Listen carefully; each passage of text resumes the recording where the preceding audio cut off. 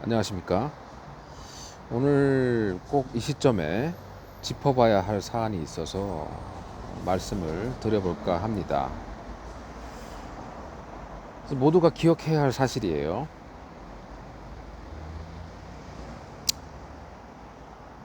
지난 박 전 대통령과 이명박 대통령, MB 대통령이 대선 경선 과정에서 그 두 분을 이렇게 옹립하려 했던 그 친이 친박이라고 하는 소위 개파가 있죠. 이 친이 친박에 대해서 한번 말씀드려볼까 해요. 박 전 대통령과 MB의 대선 경선 과정에서 이분들은 서로 야당보다 더하게 음해 공작하고 또 반목하고 또 상호 적대했죠. 온갖 네거티브를 양산하기도 했었죠. 약점을 물어뜯고 했었습니다. 이 사람들은 서로가 야당보다도 그 상대 계파가 더 미운 사람들이었어요. 그것이 그 한나라당의 그런 어떤 주요한 어떤 갈등의 기저에 깔려 있다고 이해를 하시면 될 것 같습니다. 하지만 이제 박 전 대통령이 박 후보였죠. 당시에는 그 경선에 승복을 하고 이 봉합을 해서 결국 MB 대통령이 탄생이 되었습니다. MB 정권이 창출되었죠.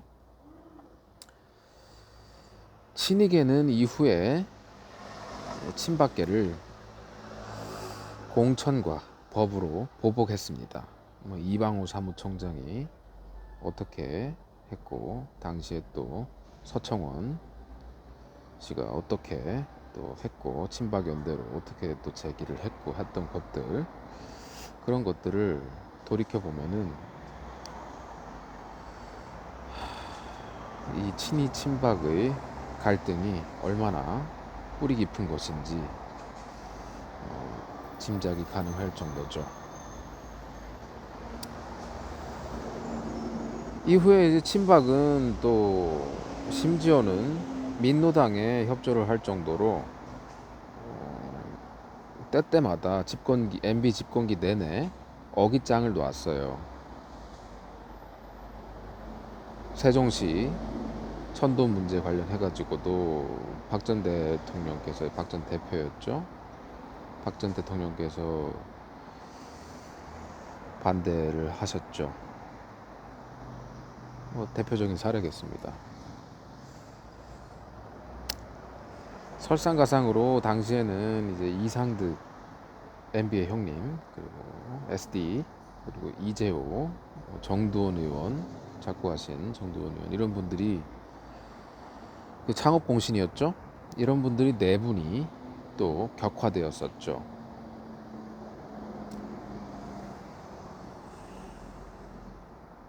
돌이켜보면 강기갑 의원이 당선될 때 사천에서, 경남 사천에서 이 소위 친박이라고 하는 분들의 그 행태가 어떠했는지 또 우리가 돌이켜 생각해 볼 필요가 있을 것 같습니다. 그 기억이 나는군요. 여튼 MB 정권 때는 뭐 최경환 장관이라든지 여러분들이 또 중용이 되었죠. 주요 보직에. 그래서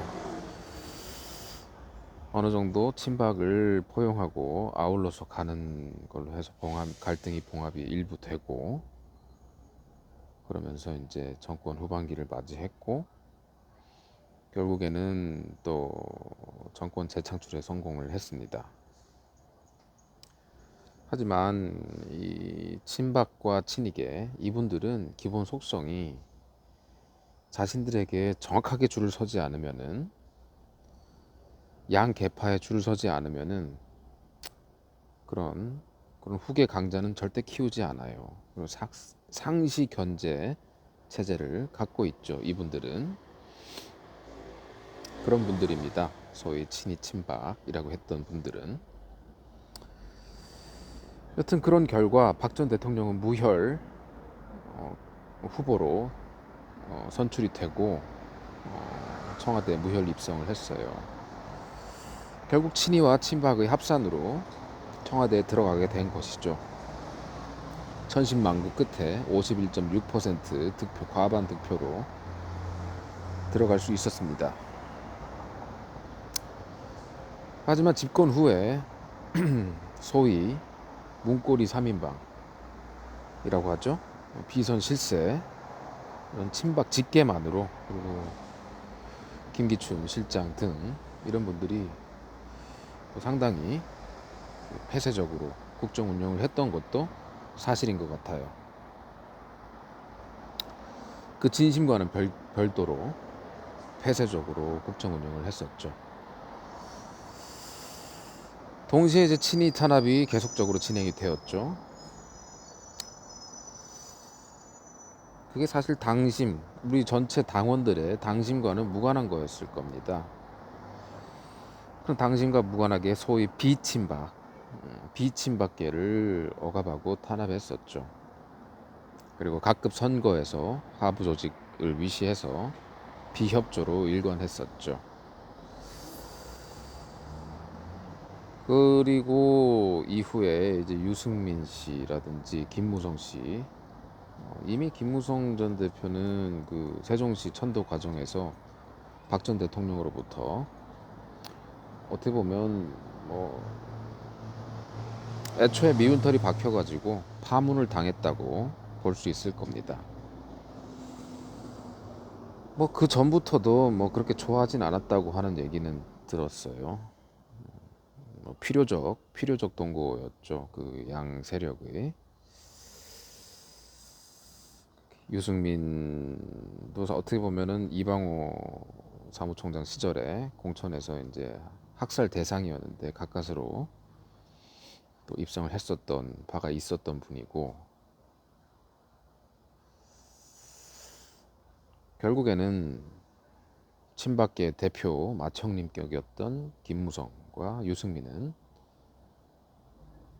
현재는 친박계에서 완전히 친박이라는 이름을 내걸 수 없는 분들이 되셨죠. 이제 비선 문제로 소위 최순실 사건이라고 했죠. 언론에서는 네이밍을 최순실 국정농단이라고 표현을 했는데, 이 비선 문제를 단초로 박 전 대통령이 이제 야당과 또 어떤 그 야당과 당시 뭐 송영, 주필, 조선일보 다 엮여 있었죠. 그런 어떤 대적하는 과언돼서 또 이진동 씨가 뭐 이렇게 고영태와 뭐 녹음 그 파일을 주고받고 해서 그런 것들이 이제 물꼬가 되어서 불씨가 돼서 어떻게 보면 야당과 다수 언론의 대규모 촛불 공작이라고 할 수 있겠죠. 언론사들이 끊임없이 이제 좋지 않은 기사들을, 사실 오보로 보이는데 그런 기사들을 양산해서 생산해내고 국민들을 진탕시켰죠. 모든 국민이 진탕되었을 겁니다.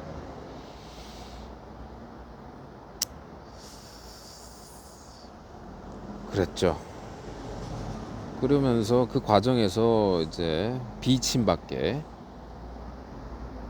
어떤 지도부들, 그리고 그 하부 조직들이 이 촛불, 어떤 그 박 전 대통령에 대한 그동안 쌓였던 불만과 어떤 그 국정 운영의 문제점에 대한 그런 어떤 문제의식으로, 그리고 또 이 여론이 거의 뭐 8, 90%가, 당시 분위기는 우리 모두 다 기억하지 않겠어요? 그렇게 이제 밀려나듯이 여론이 그렇게 쓰나미처럼 밀려왔던 거죠.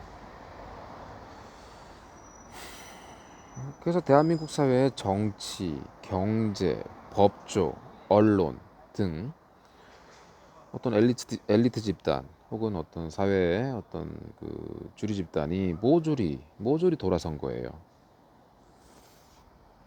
탄핵 결정까지 이제 새누리당은 당 존폐의 위기감을 느꼈었겠죠. 그때는 아마 친이 친박 무관하게 뭐 탄핵에 동조한 분들이 있었을 거예요. 뒤에서 과연 뭐 지금 전략적으로 탄핵을 하는 것이 맞느냐, 아니면은 뭐 그냥 계속 뭉개는 게 맞느냐. 탄핵을 가면 어차피 탄핵 안 될 거기 때문에 일단은 탄핵으로 일단 그 어떤 폭주하는 어떤 여론의 어떤 그런 어떤 쓰나미 같은 그런 불길을 우선은 좀 선제 진화하고 또 후속 대응을 모색하자, 이런 취지로 아마 지금 뭐 우리 공화당의 누구라든지 누구든지 뭐 혹은 친박의 대표 주자인 누구든지 이런 분들뿐만 아니고 모든 당시의 그 새누리당 국회의원들 그리고 그 지도부들이 다 이 사안에 대해서는 공감을 했을 거예요. 그렇게 해서 일단 전략 미스죠. 어떻게 보면 법원이 다 이렇게 그런 판단을 하리라고는 생각지 않았을 겁니다. 근데 그 과정에서 또 어떤 그 조사가 이루어지고 헌법재판소에서 재판 과정, 이 모든 과정이 사실은 뭐 잘했다고 볼 수는 없을 것 같아요. 대응을. 결국에서 이제 친이 친박 무관하게 이제 소수를 제외하고는 모조리 이제 탄핵에 합의를 했었죠.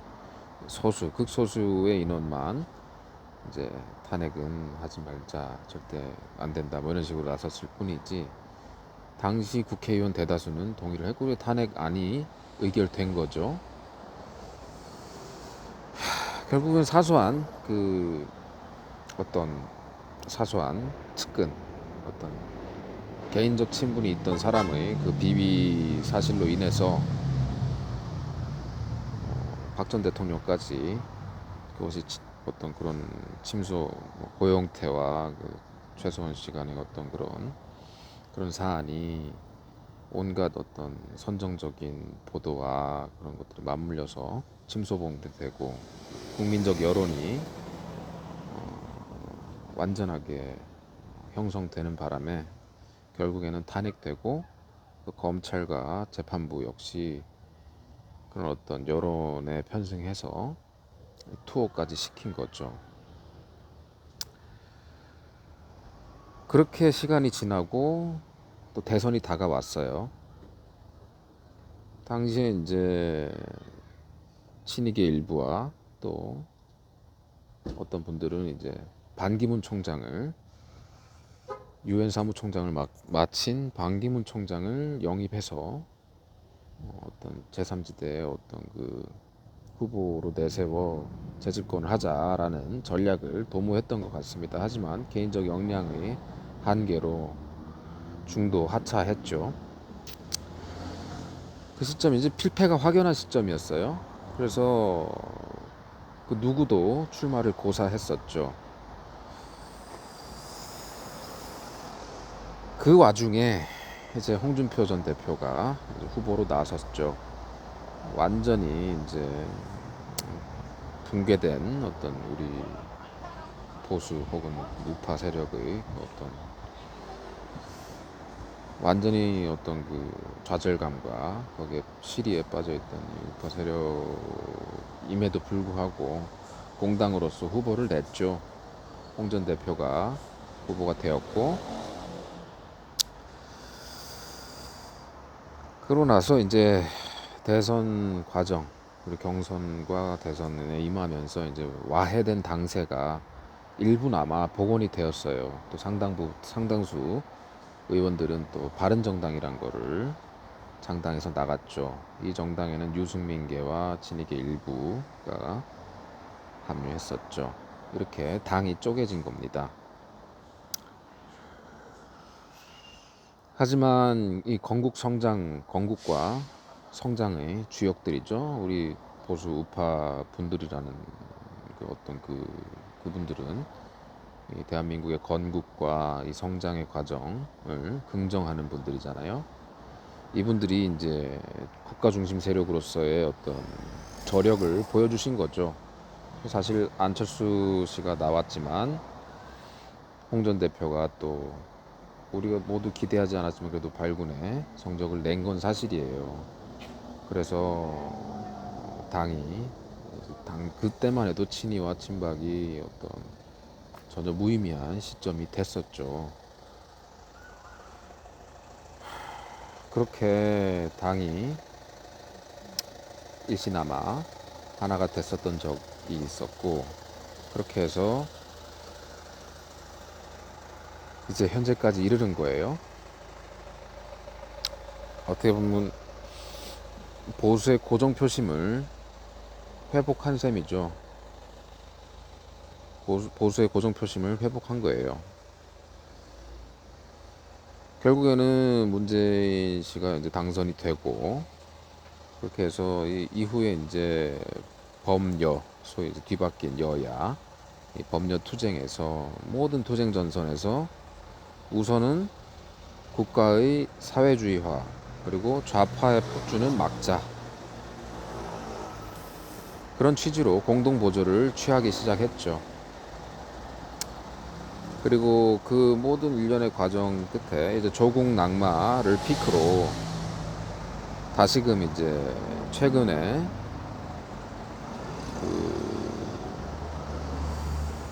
뭐 소위 탄핵에 가담을 했냐 아니냐의 이슈가 불거지고 있는 것 같아요. 그러면서 이제 상대를 프레이밍하고 소위 뭐 탄찬파다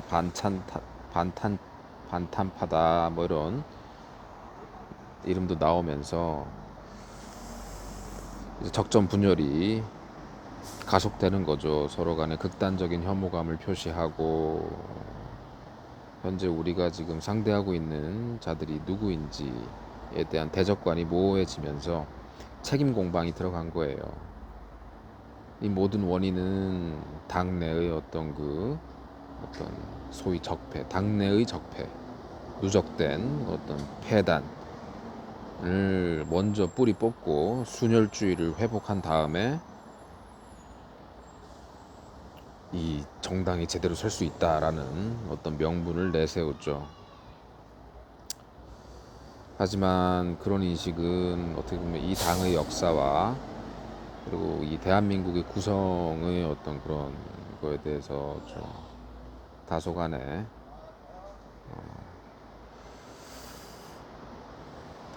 이상적 판단이 아닐까 하는 생각이 듭니다. 이제 이런 과정을 키워가지 못하거나 이제 애써 자신의 어떤 이상주의적 어떤 의견을 고집하기 위해서 애써 무시하거나 이런 과정을 알 수 없었던 혹은 또 여기까지 생각하지 않았던 그런 일반 당원들, 일반 시민들은 그 어떤 그리고 또 혹은 뭐 이제 탄핵 과정에서 이제 반짝 등장한 많은 분들이 있었죠. 탄핵 스타 뭐 이런 사람들이 있었죠.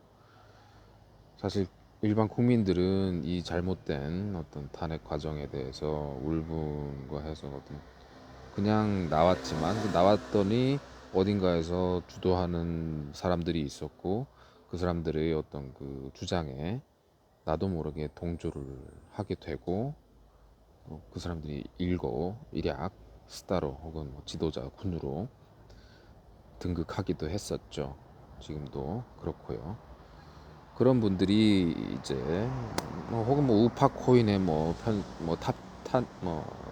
탑승했다 뭐 이런 사람들도 있죠. 그리고 지난한 어떤 그 우리의 반좌파 투쟁 과정에서